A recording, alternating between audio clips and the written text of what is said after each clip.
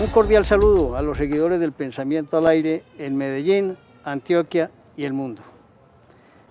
Hablemos de un tema empresarial que es de importancia para el mundo. Y sobre todo hoy con el tema de la pandemia, cuando hay tantas vainas de cubrebocas, de temas de protección a la medicina, en fin. Por eso invitamos hoy a Gabriel Jaime Henao, ingeniero textil. Estudió la carrera en Carolina del Norte, en Estados Unidos, y se dedicó toda su vida al tema empresarial textil.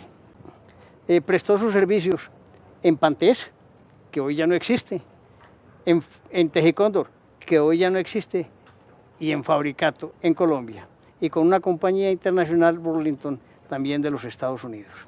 Por eso lo invitamos, Gabriel Jaime Henao. Bienvenido al Pensamiento al Aire. Muchas gracias por haberme invitado a esta charla que la considero muy amena. Hombre, Gabriel Jaime, en Colombia, para que empecemos, fue importante la ciudad de Medellín en el sector industrial. Un gran emporio textil teníamos, tanto en la parte de industria de tejido plano, como en la parte de la confección. Y hablar en Colombia de Coltejero Fabricato en su momento, en los resultados anuales, llenaba páginas de los periódicos.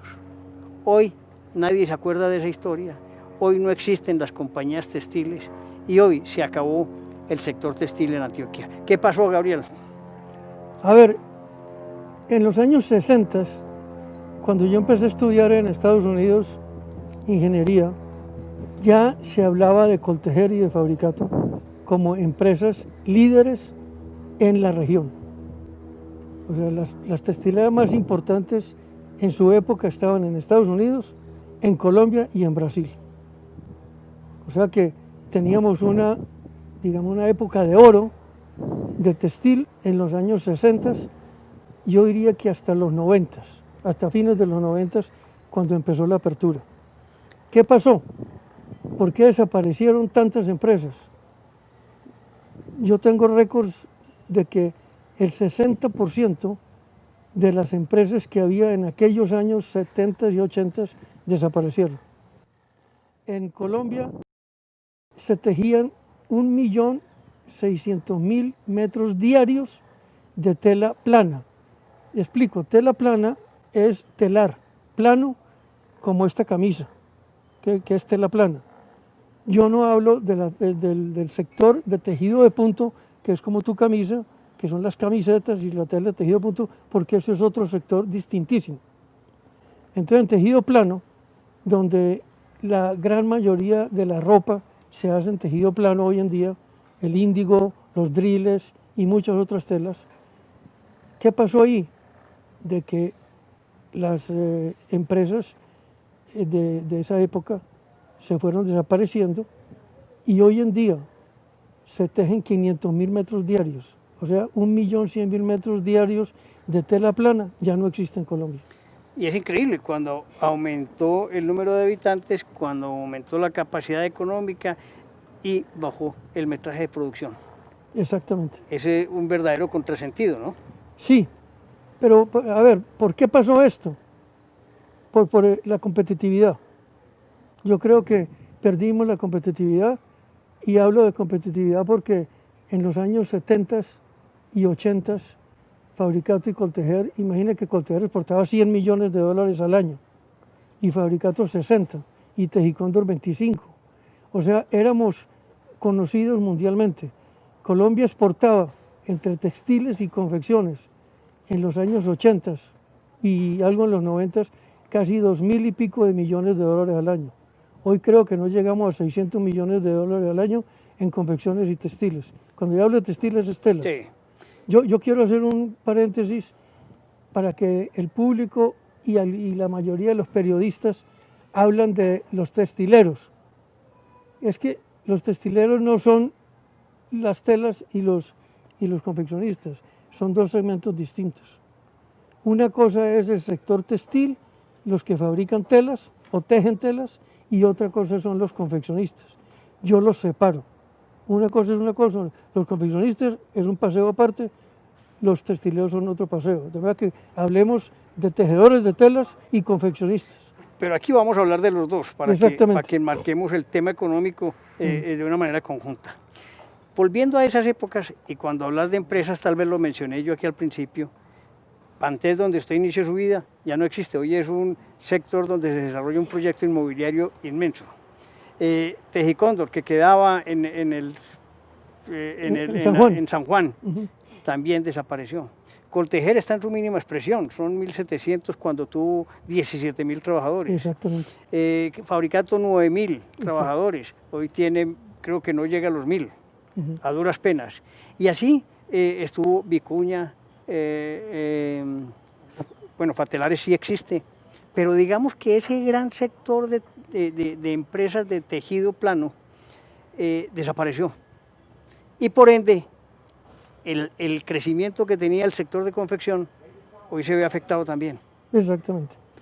Yo no sé si toda esa generación de empleo tuvo que mutar para otro lado, porque no hubo posibilidades de que alguien asumiera esa mano de obra.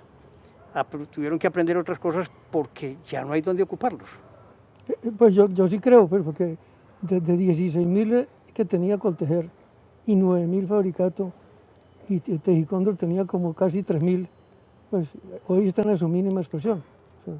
O sea, el desempleo en el sector textil plano, ¿cierto? De teoría plana, está, como tú dices, en la mínima expresión. Y ese sector que fue vital para el desarrollo económico antioqueño, pues digamos que entonces se trasladó un poquito a la confección, pero la confección tiene un problema muy grave que usted mismo lo va a explicar, y es el de la tela importada. A ver, ¿qué pasa? ¿O qué pasó? Todo iba muy bien cuando las fronteras estaban cerradas, cuando el país no importaba. Se hizo un amague de liberación de importaciones en los años 80.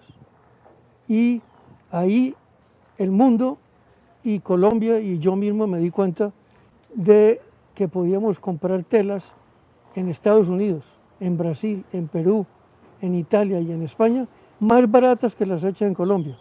Esto estoy hablando de los 80, que hubo una apertura y que hubo que suspenderla. El gobierno la suspendió porque las empresas textiles, los tejedores de tela plana se estaban quebrando. O sea, no aguantaban la importación de telas. Eso. ¿Por qué era más barato producir en Estados Unidos o producir en Brasil o en Perú? Pues ahí está el problema de que cuando usted tiene un mercado cautivo y no puede traer de ninguna parte más, usted pone el precio que quiera. En la época en que yo trabajé en las empresas textiles, había acuerdos de precios, o sea, carteles. Vamos a vender esta popelina a tanto todos y vamos a ganar tanto. ¿Quién decía algo? Nadie.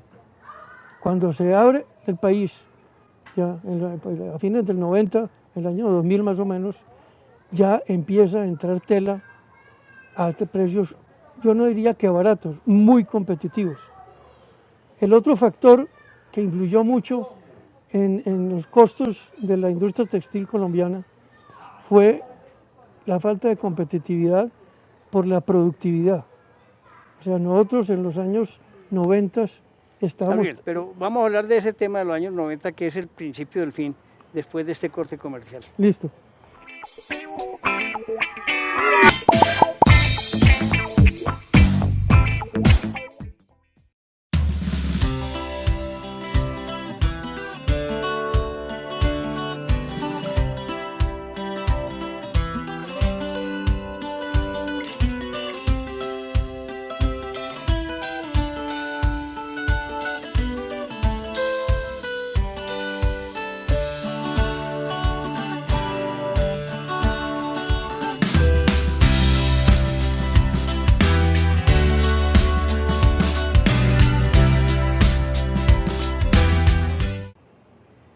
Gabriel Jaime, volviendo a esa época de los años 90, cuando iba a ver la apertura, pues digamos que hubo un periodo de tiempo para prepararse, pero desde que los textileros ¿se prepararon en qué?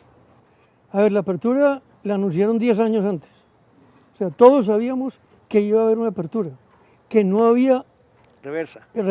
Eso era un hecho porque el país crecía, la demanda crecía, la moda demandaba más novedades en las telas y yo creo que los textileros, los de tejido plano y tejido de punto, sobre todo los de plano, no se prepararon bien. Compraron telares nuevos, pero muy poquitos.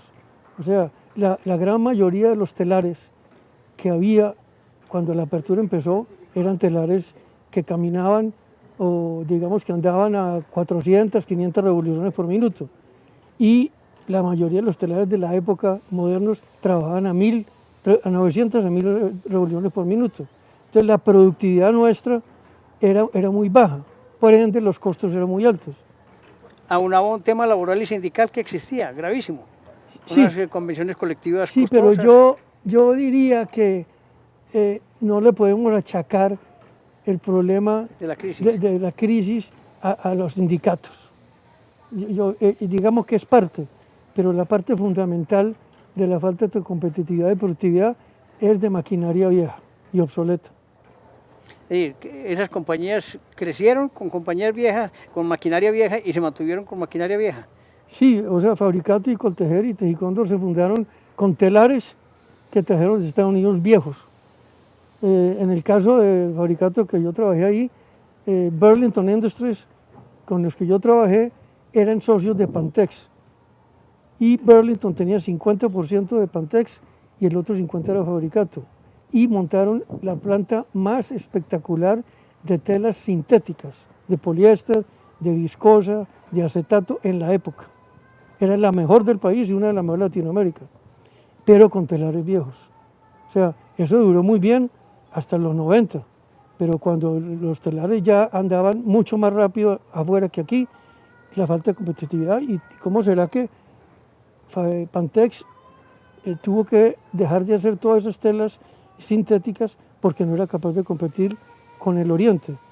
Y en esa época no hablemos que el Oriente acabó con nosotros. Estados Unidos hacía más barato que nosotros, Brasil más barato, Perú en parte más barato, Indonesia, Malasia. Los chinos vinieron después. Los chinos son de la mitad, de principios, digamos, del 2010 para acá, que la gente se enloqueció yendo a China. Bueno, Gabriel, haciendo remembranza, lo único que fue innovando los textileros colombianos, digamos, en tejido plano, fue cuando adquirieron los telares para producir índigo. El índigo sí fue importante, ¿no? Sí, estás tocando un tema muy importante, porque el índigo es la tela premium que hay en el mundo hoy en día. Pues la demanda de índigo es brutal, todo el mundo se viste de jeans, ¿cierto? Es una prenda, digamos, global. Entonces le voy a contar cómo es la historia del índigo en Colombia, que es triste. Es triste porque la primera empresa que tejió índigo, denim, en Sudamérica, en Latinoamérica, no hablo de Estados Unidos, hablo de México para abajo, fue Coltejer, en los años 60. Montó la primera planta de índigo. O sea, Coltejer fue pionero de la fabricación de índigo en Colombia y en Latinoamérica. Y es muy triste decirlo, que ante la demanda espectacular, brutal de telas de índigo, Coltejer hoy en día no produce sino 3 o 4, yo diría que unos 2,5 o 3 millones de metros mensuales de índigo. No sé si estoy equivocado, puede que esté, pero y Fabricato empezó a fabricar índigo como 20 años después. Hombre, es increíble, porque es que... Y entre los dos, creo que llegan a 5 millones de metros mensuales. La demanda colombiana por índigo es de 15 millones de metros mensuales. Eso es la demanda colombiana.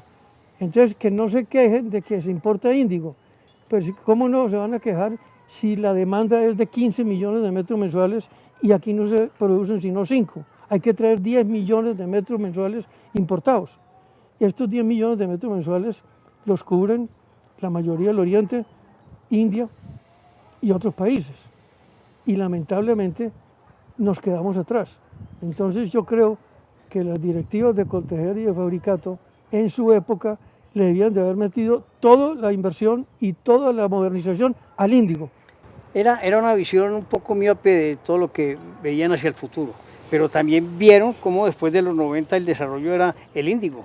Y apenas yo creo que Coltejer tiene aquí en Río Negro una planta dedicada al índigo, pero no es suficiente. Hubiera cambiado toda su estructura y hoy estaría cubriendo esos 10 millones de metros más que se requieren. No, es que si se hubieran dedicado a hacer solamente índigo, no estuvieran en la situación que están hoy en día. Porque es que el índigo da buena utilidad, y como es una tela tan apetecida en el mundo. Mire, hay un caso de Turquía, que es el caso preciso. Nosotros representamos una fábrica de Turquía, mi empresa, que es tal vez la fábrica más grande en metros del mundo y dedicada a índigos premium. El índigo premium es el índigo de moda, el índigo con que se puede hacer lavados y se puede hacer mucha moda, ¿cierto? Y que tiene mucha tecnología, mucha tecnología. Esta empresa, el dueño, un día le pregunté yo al dueño, le dije, hombre, ¿usted qué hacía antes de índigo? Yo era como un fabricante o un Coltejer. Yo hacía driles, yo hacía telas para sábanas, yo hacía telas para camisería, yo hacía telas para toallas, yo hacía telas para limpiones de cocina, yo hacía de todo. Y yo vi que ahí me iba a quebrar, me dijo el turco. Y a fines de los 80, en los años 90, me dediqué a hacer índigo, porque vi que esa era la tela del futuro.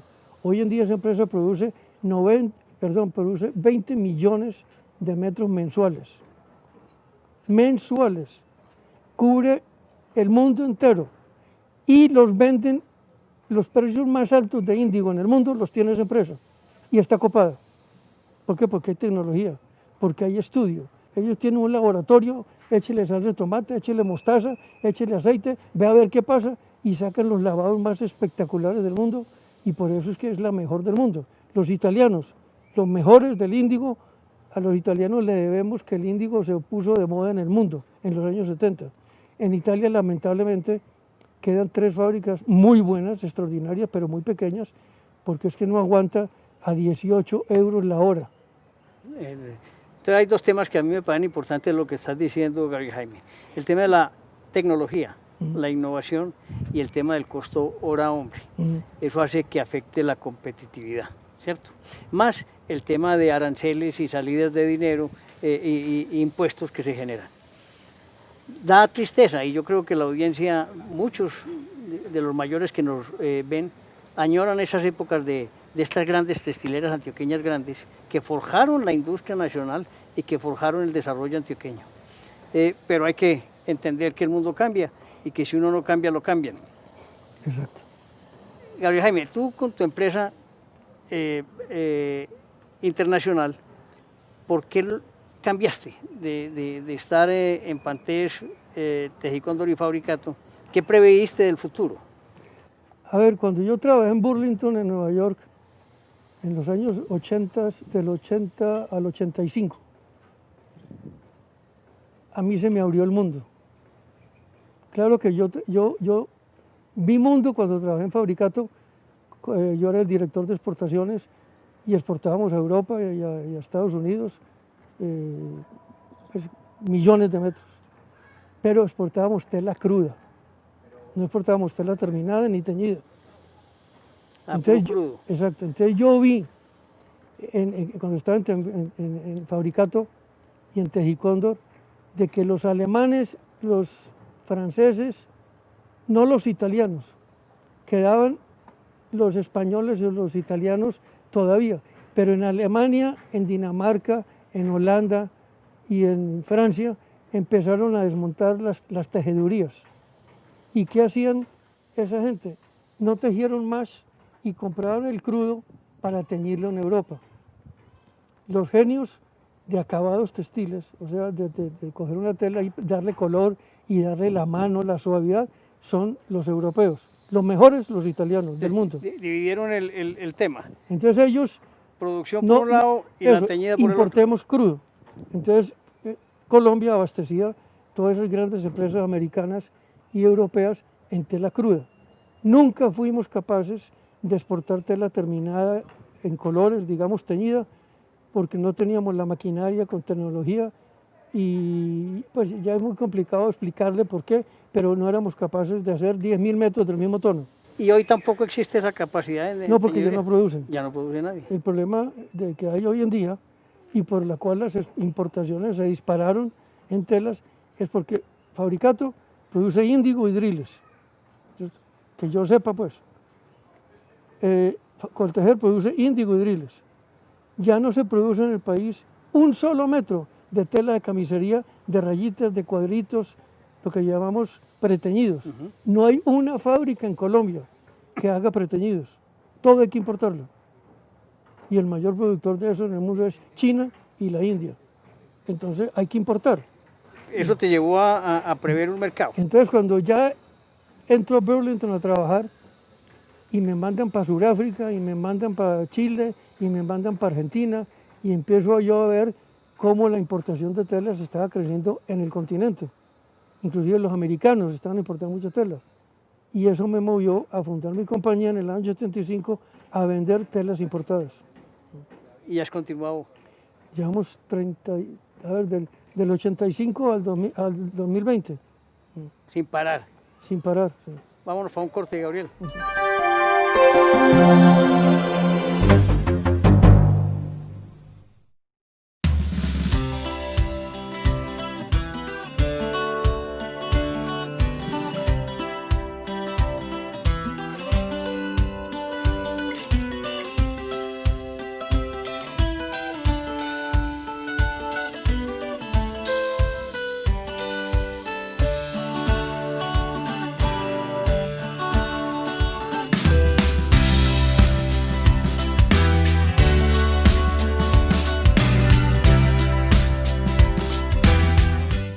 Gabriel Jaime, toda esta historia tan dramática que has contado, cómo también después de estar vinculado, abriste tu compañía, abriste al mundo a importar.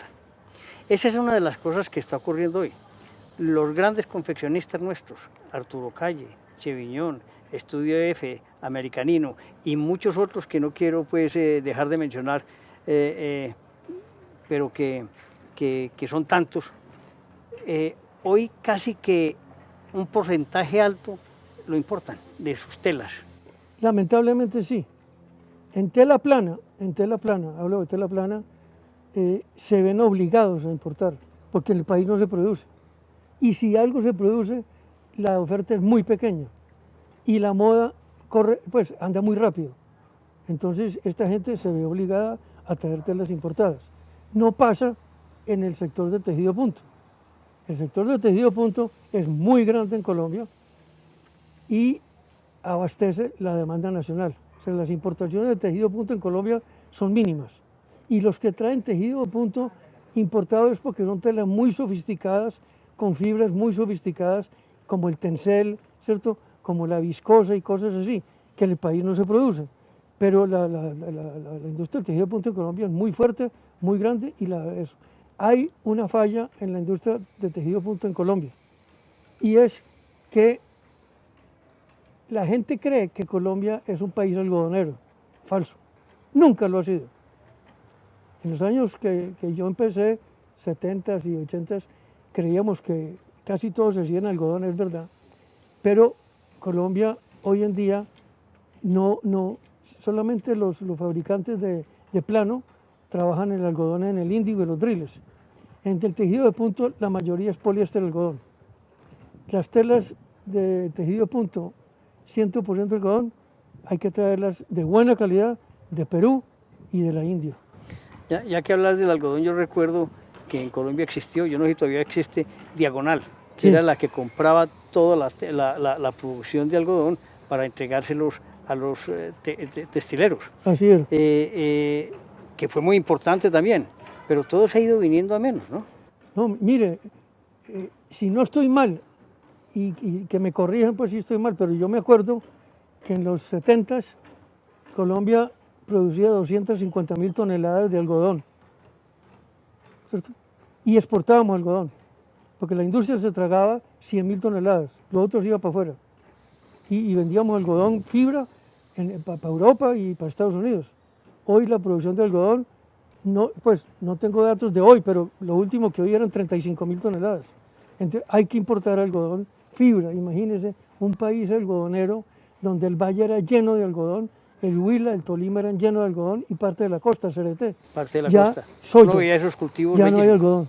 Ya no hay- Es increíble. Sí. Volvámonos al tema de la confección. Entonces los confeccionistas ya tienen que Entonces, traer la tela. Ujú. Los costos posiblemente sean menores que producir aquí esa tela. Pero hay una diferencia y es que ellos producen moda permanentemente. Eso hace que el confeccionista de pronto se adecue más a las necesidades, ¿o no? No, es que hay un caso patético y lo digo con nombre propio. Todo el mundo conoce a Estudio F, ¿cierto? Es una empresa espectacular de ese señor que viste a la mujer de clase media, a las secretarias, con telas de moda, con estampados. Pues ese es uno de sus fuertes y yo creo que ese señor no consigue el 70% de las telas que usa, no las consigue en el país. Hay que traerlas importadas. Los chins, los chalices, los piqués, toda esa cosa, hay que traerla importada porque aquí no hay. La protección del Estado frente al tema de la importación y la exportación ha sido, yo veo que se quejan mucho, en Inesmoda se quejan, en las ferias se quejan del tema arancelario. Eso sigue siendo todavía un A obstáculo. ver, tocaste algo muy interesante ahí y que esperaba que me preguntaras eso porque hay una cosa. Hace el año pasado o el año antepasado, el gobierno le dio gusto a Coltejer y a Fabricato de poner un sobrearancel o un sobrecosto a las importaciones de índigos de cierto peso. ¿Cierto? El índigo de 13,5 y 14 onzas, que es el más demandado porque se usa para uniformes y se usa para laboral y se usa. Y Coltejer y Fabricato produce mucho de eso. Y entonces el gobierno les puso un sobrearancel a las importaciones de estos índigos. ¿Para qué si ellos no son capaces de entregar la demanda nacional? O sea, ¿para qué? O sea, venden lo de ustedes y dejen que los otros importen. Porque es que si usted le pone un sobrearancel al índigo, ¿cierto? ¿Qué está pasando? Que el contrabando de índigo creció otra vez, que se había disminuido, ya creció. Entonces el contrabando de índigo está otra vez en su furor, sobre todo en el de 13,5, 14 y 12,5 onzas. Entonces eso trae los aumentos de aranceles, contrabando. Y contrabando, usted sabe quién lo financia y cómo es la cosa. Sí, y entran contenedores y contenedores de contrabando en forma permanente. Entonces el beneficio no se obtuvo por ese lado. Antes salieron perjudicados por el tema del arancel. Ahora, yo soy partidario pues, y le pido a las grandes marcas y a las grandes cadenas colombianas de que dejen de importar ropa hecha, hasta donde puedan, ¿cierto? La industria de la confección colombiana es muy fuerte, es buenísima, la calidad de la confección colombiana es reconocida mundialmente.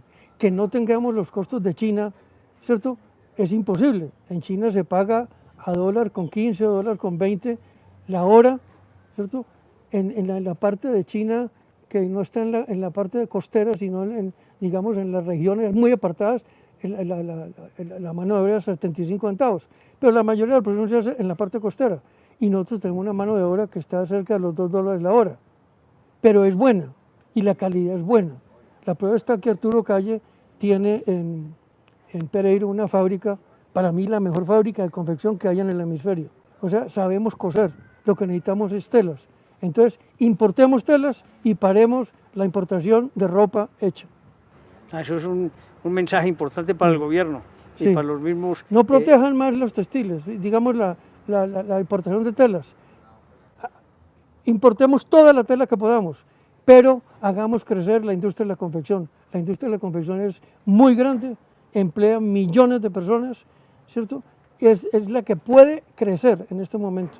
Y ahora con la pandemia y con el virus y con todos estos líos y con China,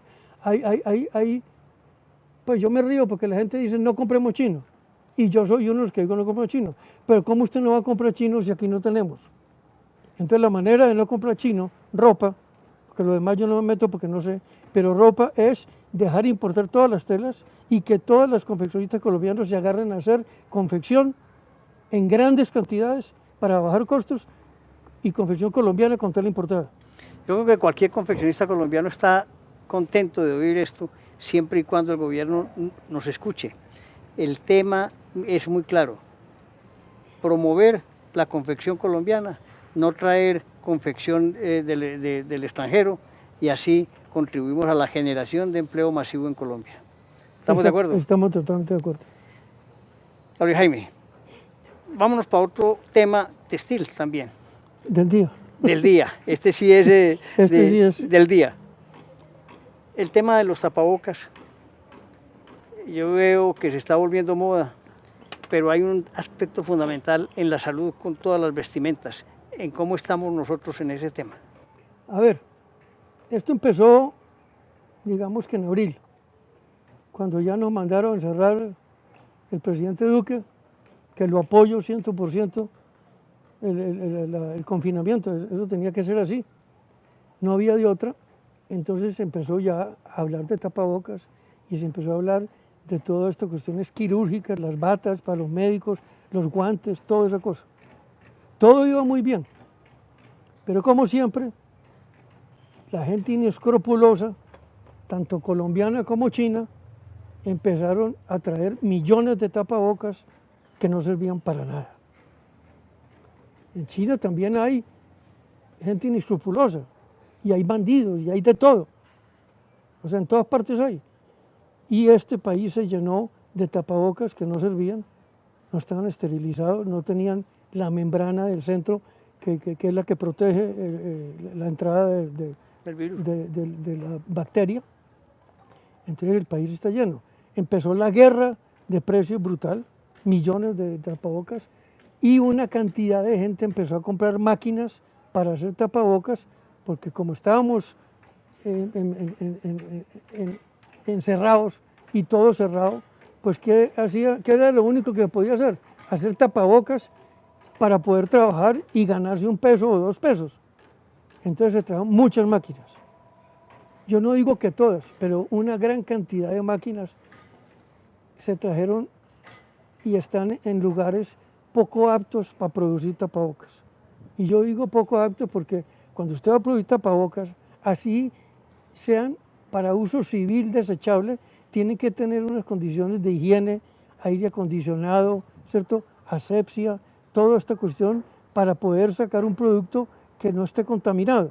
Pero si usted coge una máquina de esa y la pone en un garaje y toda la gente que opera la máquina no tiene tapabocas y no se cubre, pues no estamos haciendo nada. Pues, en China, lamentablemente, los chinos paralizaron el mundo con este virus, y ahora es lamentable que el 80 o 90% de los tapabocas y de las batas quirúrgicas y todo lo que se vende en el mundo se hace en China, a precios muy competitivos. Pues le cuento, un tapabocas de 3 capas, que es el que más se usa, ¿cierto? Una capa normal, la membrana y después de eso. Ese tapabocas, hoy en día, puesto en Colombia, importado directamente por uno, salen 600 pesos. Y aquí lo están vendiendo a 1.200 y a 1.300 pesos. O sea, que ganen, pero es que ya es demasiado, pues. Entonces yo creo que el negocio de tapabocas, lamentablemente, se prostituyó. Esa variación lamentable en la confección del tapabocas y aún en la importación del tapabocas, pues entonces nos da un poco de intranquilidad, porque todo el mundo cree que se está protegiendo y resulta que no hay una protección muy efectiva. Sí, hay gente que se puso a hacer tapabocas de tela de punto, ¿cierto? Y tela plana. Está bien, pero lo importante es qué le echan a esa tela, ¿cierto? Para que evite la contaminación y la entrada de las bacterias, ¿cierto? O sea, que son unos films que se le echan a las telas y antibacterial, ¿cierto? Líquido, pues, pero sobre todo antibacterial se llama. Yo no sé si lo están haciendo o no lo están haciendo, pero sé de casos de que una empresa le devolvieron miles de miles, cientos de miles, porque no tenía el antibacterial, ¿cierto? Entonces no es coger y hacer un tapabocas de cualquier tela y usted póngalo, porque es lo que está dentro. Hay unos que aguantan hasta 10 lavadas, hasta 15 lavadas, pero después de 15 lavadas hay que botarlo. Y no botarlo, cortarlo con una tijera y echarlo. Ah, sí, Pero- porque si lo tiran entero lo pueden recoger y lavar. Sí, pero el problema que tenemos en Colombia y que tenemos en América Latina y que tenemos en África es que como son poblaciones pobres, el costo de un tapabocas de tela lavable es 3, 4, 5 veces más que el de tela no tejida desechable. Entonces hay que promover el tapabocas de tela no tejida desechable a bajo costo para que toda la población pueda comprar un tapabocas. Gabriel, yo veo que ahorita salen tapabocas de moda producidos por compañías también, ¿cierto? Por confeccionistas y almacenes. El tema hay que poner un poquito de cuidado en la verdadera protección que tienen esos tapabocas de modernos, de diseño. No, a mí me parece bien, pues porque creatividad. más desesperante que un tapabocas no hay. Uno ya no reconoce a la gente, uno no puede hablar bien, uno no ve nada cuando se pone esa cosa ahí. Pero los que están de moda, ¿cierto? Versace y Armani y toda esta gente, Levi's, inclusive Harley Davidson, ¿cierto? Está vendiendo tapabocas. Yo creo que esta gente, con estas marcas tan famosas, le están haciendo tapabocas con todas las de la ley, con las antibacteriales y con todos los films que hay que ponerle a la tela para que evitar el ingreso de la bacteria. Yo creo que sí, y está muy bien. Y mire, por ejemplo, los musulmanes, las burkas, todas estas mujeres que se ponen esa cosa, la burka tiene que tener ese tratamiento para evitar que ellas les penetre las bacterias. De manera que yo creo que esta gente lo está haciendo bien. Lo que digo es, hay gente inescrupulosa que está haciendo cualquier cosa y la vende. Gabriel Jaime, conversar pues ha sido muy agradable, pero tiene tiempo. El tiempo. Si yo te pregunto a ti, hombre, ¿será posible una recuperación histórica de lo que fue el sector textil? ¿O ya nos tenemos que acomodar a las nuevas circunstancias de confección, fundamentalmente con la protección que pides al Estado? A ver, a nosotros se nos pasó la hora ya. O sea, Colombia ya, yo no creo. Pues yo llevo 50 años en textiles y no creo que no podamos volver a ser importantes en la parte de textil y confección en el mundo. Lo que sí creo es que los confeccionistas de Colombia pueden escoger nichos de mercado. Nosotros no somos muy grandes.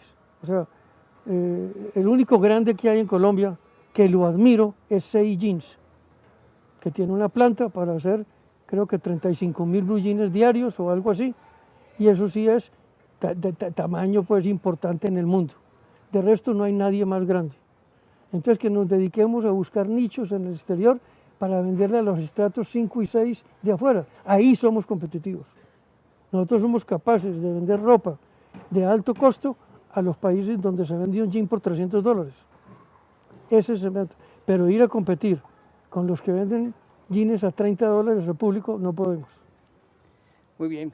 Gabriel Jaime, el Pensamiento al Aire te agradece este conversatorio tan agradable, con tanta historia, pero con tanta proyección. Mil gracias por la invitación y espero volverte a ver. Claro que sí.